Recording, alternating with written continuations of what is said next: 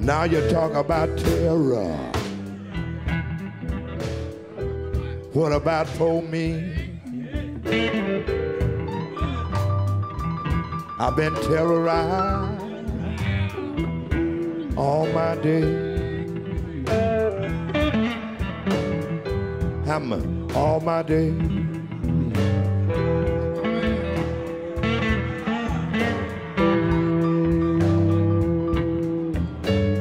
Welcome to the Chris Hedges Report. W.E.B. Du Bois was the first black to earn a doctorate from Harvard University, one of the founders of the National Association for the Advancement of Colored People, or NAACP, and the Niagara Movement, and one of the seminal scholars of American history, author of works such as The Souls of Black Folk, The Philadelphia Negro, his ethnographic survey of black life that established the field of urban sociology, and Black Reconstruction in America, a work that radically altered our understanding of the social and political struggles for democracy by Black Americans in the post-bellum South, and which many consider one of the finest works of American history ever produced. He was as fearless as he was brilliant. He denounced accommodationists such as Booker T. Washington, thundered against Jim and Jane Crow and the reign of terror in the South, with its segregation, race laws, and lynch mobs, along with the evils of imperialism and colonialism and the inherent cruelty and injustices of capitalism. A supporter of the Russian Revolution and a socialist, he would be swept up in the anti-communist witch hunts of the 1950s, becoming an outlaw in his own country, hauled into court at the age of 83 and barely escaping imprisonment. He left the United States in 1960 for Ghana, to die in exile. Du Bois, like all great intellectuals, gave us the vocabulary to explain ourselves to ourselves. He rivaled, or was rivaled perhaps only at the time, by John Dewey. Although Dewey lacked Du Bois's understanding of the mechanics of empire and the dark machinations of white supremacy. We will today examine some of Du Bois's fundamental ideas with his biographer, Professor Gerald Horne, the Moores Professor of History and African American Studies at the University of Houston. So, Gerald, Du Bois writes that blacks in America are gifted with what he calls a second sight, or a double consciousness. And I wondered if you could explain that and perhaps even explain his very controversial concept of the talented tenth. With regard to the former point, he's referring to the fact that Black Americans have roots in Africa, and as many anthropologists subsequently have tended to suggest, when our ancestors were handcuffed, manacled, and dragged across the Atlantic, they did not necessarily leave behind all of their culture. You see this obviously with regard to music and dance. Linguists have suggested that you see it reflected in the kind of English that Black Americans, at least many of them, tend to speak. And so one of the sites that Du Bois is referring to is this knowledge of Africa, this African ancestral and cultural background. And of course, the other side is insight into the United States, insight into settler colonialism, insight into white supremacy, all of which were necessary in order to survive, if not maintain one's sanity. Likewise, with regard to the talented tenth, it was a flexible concept. When initially devised, it seemed to refer to Du Bois's overemphasis on education and the university and college experience as helping to develop a cadre of individuals who would lead the Africans in North America out of the wilderness that is North America. But as time passed, and this was indicative of Du Bois's thinking, that particular concept tended to evolve to the point where, towards the end of its life, it tended to resemble a kind of vanguard the kind of vanguard that you see proclaimed by the Black Panther Party when it comes to an existence in Oakland in 1966, or vanguard parties, which you see all across the planet Earth. So that particular evolution of that thought is also indicative of the evolution of one W.E.B. Du Bois, who, as you correctly suggested, had a socialist ethos based in no small measure on the fact that as early as the 1890s, and recall he was born in 1868, he had matriculated at the University of Berlin in Germany, with Germany having perhaps the most advanced socialist movement of that era. And as early as 1912, this, of course, after having returned to the United States and founded the NAACP, he had become a member of the Socialist Party. And that was not unusual with regard to founders of the NAACP, particularly the non-Black founders, such as the feminist leader Mary White Ovington. And it's sad and unfortunate that that kind of association with the NAACP, with socialism, in a sense, has fallen victim to the ravages of the Cold War and the ravages of the post-1945 Red Scare. Wasn't in the end, he was kind of pushed out by the NAACP, wasn't he?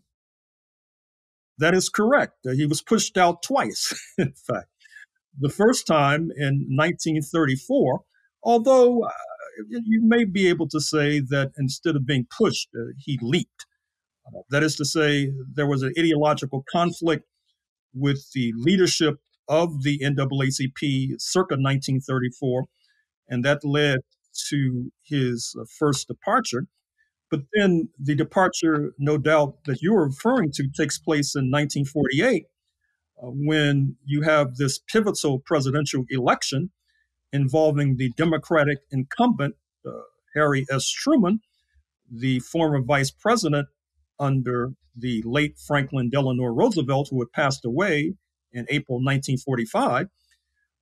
Mr. Truman was pitted not only against the Republican New York leader, speaking of Thomas Dewey, but also pitted against another former vice president of Franklin Delano Roosevelt, referring to Iowa's Henry A. Wallace, also a former Secretary of Agriculture. Henry A. Wallace ran on a third-party ticket, one of the most serious third-party tickets ever devised for presidential politics in this country, speaking of the Progressive Party. And what was striking about the Progressive Party, which helped it to attract the attention and the support of W.E.B. Du Bois, Paul Robeson, Shirley Graham Du Bois, and many other figures on the left, was that it ran a very strident anti-Jim Crow campaign, refusing to speak before Jim Crow audiences, which was the trend amongst the two major parties, which generally capitulated to Jim Crow. However, in 1948, Du Bois was doing a second tour of duty with the NAACP. He had returned to this organization a few years earlier during the glow of the anti-fascist war, when the right wing in the United States was on the back foot, since they resembled all too clearly the foe that was being battled in Nazi Berlin. And so Du Bois was invited back to become a kind of a Secretary of Foreign Relations for the NAACP, to help to craft an anti-colonial campaign that would eventuate in the independence of many African and Caribbean nations in succeeding decades. However, by 1948, with his support for the Progressive Party and with the NAACP leadership led by the moderates, speaking of Roy Wilkins and Walter White, who had made a deal with the Democratic Party, where in return for anti-Jim Crow concessions, they would toss overboard those to their left. And the tossing overboard of Du Bois in 1948, as this presidential campaign was getting underway, was a turning point in the history of the left. It was a turning point in the history of Black America, and it was a turning point in the history of the United States and the world. With regard to Black America, obviously, it's fair to say that this community has hardly recovered from that ideological damage that was inflicted by the marginalizing and sidelining of those of the left, particularly those of the socialist left like Du Bois. As a result, the Black community was hardly in a position to fathom what was going on, as many were receiving anti-Jim Crow concessions, and yet many others were not able to take advantage of the fact that now you could eat at certain restaurants, but of course, because of the attack on working class organizations, it meant you did not necessarily have the money to pay the bill. And that kind of anomaly still besets us, which is one of the many reasons why it's so important to study the life and legacy of one W.E.B. Du Bois. I just want to go back to that double consciousness because I'd always read it as essentially the necessity by oppressed peoples of being bicultural in order to survive. White Southerners would often tell Northerners that they understood Black people because they lived among them, when in fact they had no understanding of Black culture, Black society, or what Black people thought, because, of course, they were completely dominant. Whereas Black people, with one false step, even, of course, after slavery, it could mean their death. And so they had to understand white society in its most intimate detail in order to exist within that system of oppression. Would that be a fair reading of Du Bois? I think that is true. I think that that is largely accurate. I think, as suggested, that this concept of double sight, double consciousness, basically involves, in the first instance, not only some awareness of the African cultural and ancestral background, but in the wilderness of North America, it also suggests some awareness of the peculiar folkways of Jim Crow, the peculiar folkways of white supremacy and settler colonialism, because one's false step could lead to one's demise. Therefore, in Dixie, in the South, and to a certain extent in the North too, but certainly more so in Dixie, you had to be aware that many Euro-Americans would get upset if you, as a Black person, looked them in the eye, for example. They would get upset if you're walking on the sidewalk towards them and you don't step into the gutter, you don't step into the street. Some might get upset if you were driving in a car and you pass them in the passing lane. That would be seen as a terrible faux pas that ultimately could lead to your demise. So I think it's fair to say that this double consciousness was not only a cultural device, it was also a kind of survival device. So it was necessary in order to avoid being subjected to murder or manslaughter. Du Bois excoriated Booker T. Washington for his acceptance of segregation, for the emphasis on vocational training for Blacks at the expense of the humanities and the world of ideas. And I think his arguments seem especially relevant in an age when STEM now dominates curriculums, especially in these privatized charter schools in poor communities. Du Bois writes at one point, and I'm quoting, and the final product of our training must be neither a psychologist nor a brick mason, but a man. And to make men, we must have ideas, broad, pure, and inspiring ideas of living, not sordid money getting, not apples of gold. The workers must work for the glory of his handiwork, not simply pay. The thinker must think for truth, not for fame. And all this is gained only by human strife and longing, by ceaseless training and education, by founding right on righteousness and truth on the unhampered search for truth, by founding the common school on the university and the industrial school on the common school, and weaving thus a system, not a distortion, and bringing a birth, not an abortion. I wondered if you could expand on what Du Bois is saying here? Well, I think what Du Bois is saying and the nature of his dispute with the aforementioned Booker T. Washington, the so-called Wizard of Tuskegee, who founded the institution now known as Tuskegee University, once known as Tuskegee Institute in Alabama. The essence of the dispute was that Du Bois was thinking more expansively and broadly, suggesting that Black people did not necessarily come to university as a kind of trade school to be trained as a craftsman of some sort, which of course had its debilities because let us suggest you're being trained as a carpenter, but if you're not allowed to gain entrance to the union, well, then you may not be able to ply your trade, or you might only be able to ply your trade if the unionized carpenters go on strike, and then you can cross the picket line and work as a scab. Ditto for a bricklayer or electrician, etc. And so Du Bois was thinking more expansively, suggesting that not only Black people, but people in general should be educated more broadly so that they can help to develop the intellect and the awareness that would allow them to reform, indeed radicalize if need be, indeed revolutionize if need be, the society in which they found themselves. And if you look at his tenure as a professor, particularly at Atlanta University in Georgia, you will see that reflected.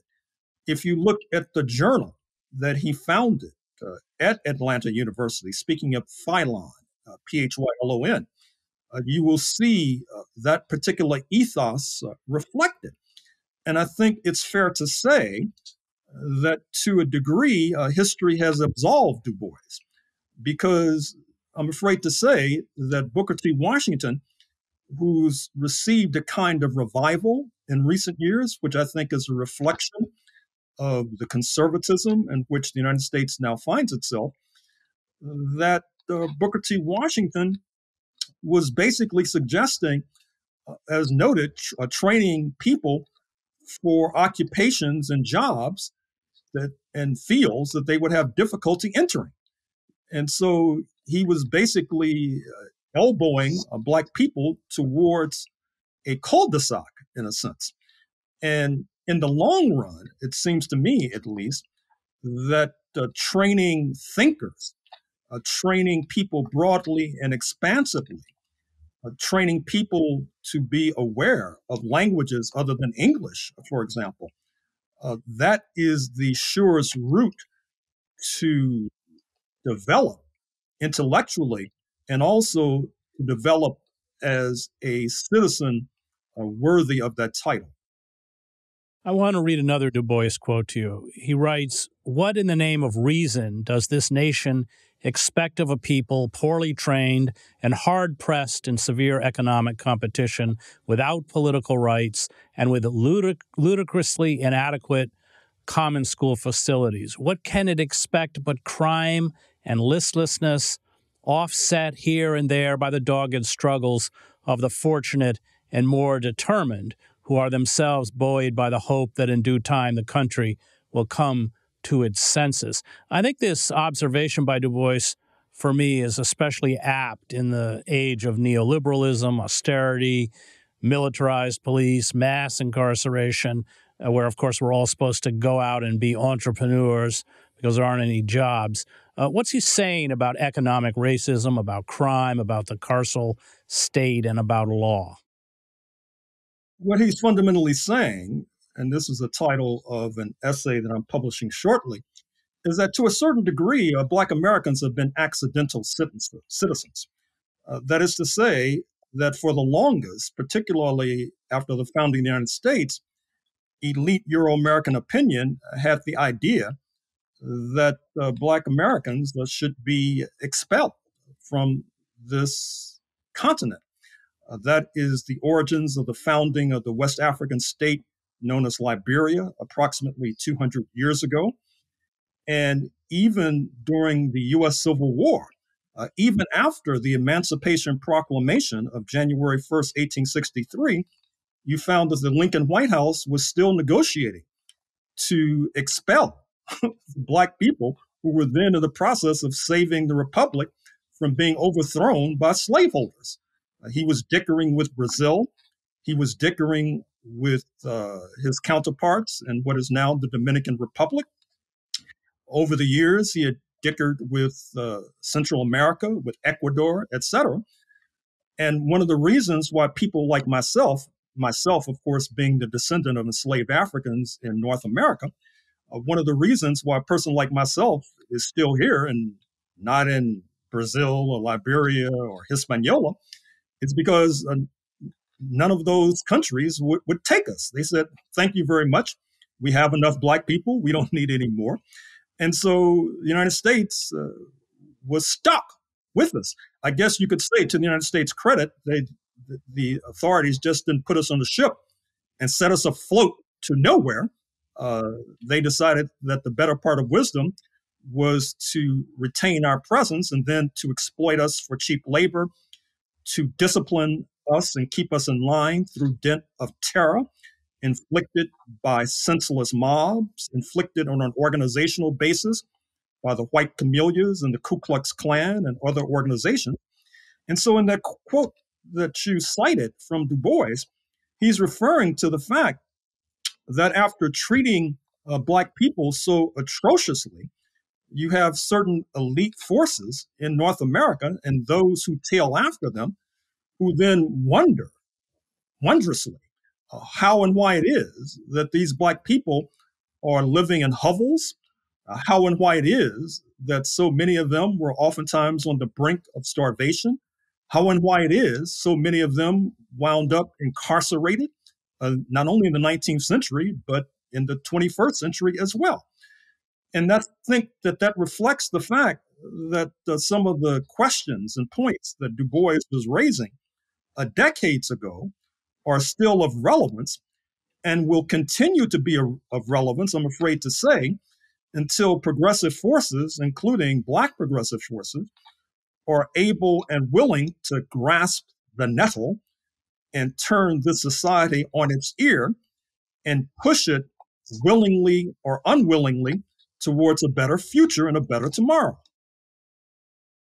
I want to look at his book, Black Reconstruction in America, which imploded the popular conception of Reconstruction after the Civil War as being a time when briefly empowered Blacks lacked the knowledge, leadership skills, moral fortitude to be responsible citizens and politicians. His understanding, again, seems prescient as we see the banning of books in libraries and schools that address issues of race and colonialism, an effort, once again, to throw a veil over the past. I'm going to quote Du Bois again.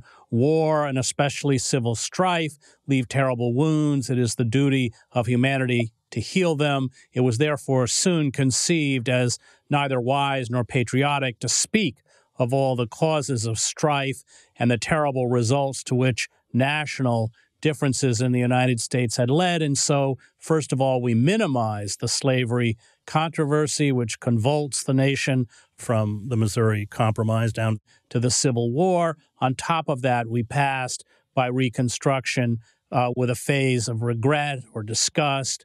But are these reasons of courtesy and philanthropy sufficient for denying truth? If history is going to be scientific, if the record of human action is going to be set down with the accuracy and faithfulness of detail, which will allow its use as a measuring rod and guidepost for the future of nations, there must be set some standards of ethics in research and interpretation.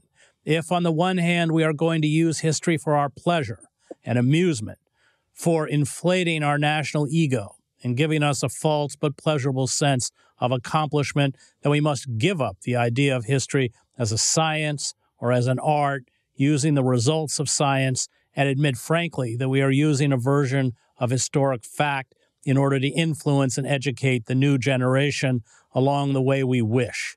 It is propaganda like this that has led men in the past to insist that history is lies agreed upon and to point out the danger in such misinformation. It is indeed extremely doubtful if any permanent belief comes to the world through such action. Nations reel and stagger on their way. They make hideous mistakes. They commit frightful wrongs. They do great and beautiful things. And shall we not best guide humanity by telling the truth about all this, so far as the truth is ascertainable? I think that's such a brilliant insight, and I wondered if you could speak about that. Well, it's obviously relevant to today, such as these other quotes that you have cited. For example, we all are familiar, I'm sure, with the demagogic attacks on so-called critical race theory, which has led to legislation seeking to circumscribe the accurate and adequate teaching of history, not least the history of settler colonialism, the history of the uprooting of the indigenous, the history of the enslavement of Africans, the history of the dispossession of the population of Mexican origin in the West and Southwest. And you see this as well with regard to, for example, the gubernatorial election in the state of Virginia just a few months ago, where the victorious Republican Glenn Youngkin made the novel by the late Nobel laureate Toni Morrison, Beloved, which deals with slavery. He made that a campaign issue because supposedly it upset students to read about slavery in the lovely and oftentimes troubling words of one Toni Morrison.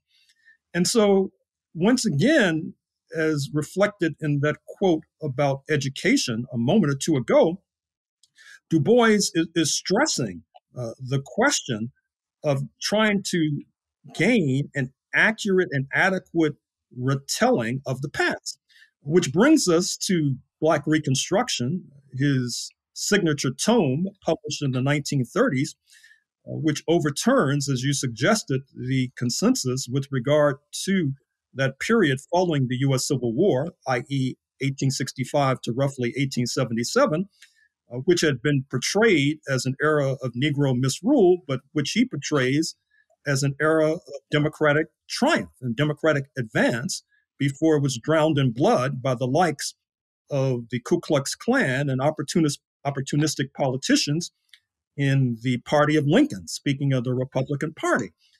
This, too, is relevant today because, as you know, there are attempts to rewrite history as we speak. Oftentimes in graduate school in history, historians suggest that history is argument without end. But it turns out that if you want to put forward certain arguments, you get attacked. So therefore, you see, particularly in Black and Indigenous communities, you see an attempt to rewrite the history so that we can gain a better understanding of what's going on today. You see this in the work of the Indigenous historian Roxanne Dunbar Ortiz. You see this in the film of Raoul Peck, Exterminate All the Brutes, a sweeping investigation, castigation of settler colonialism. You see this in the aptly titled book by the late Berkeley historian Tyler Stovall, speaking of white freedom.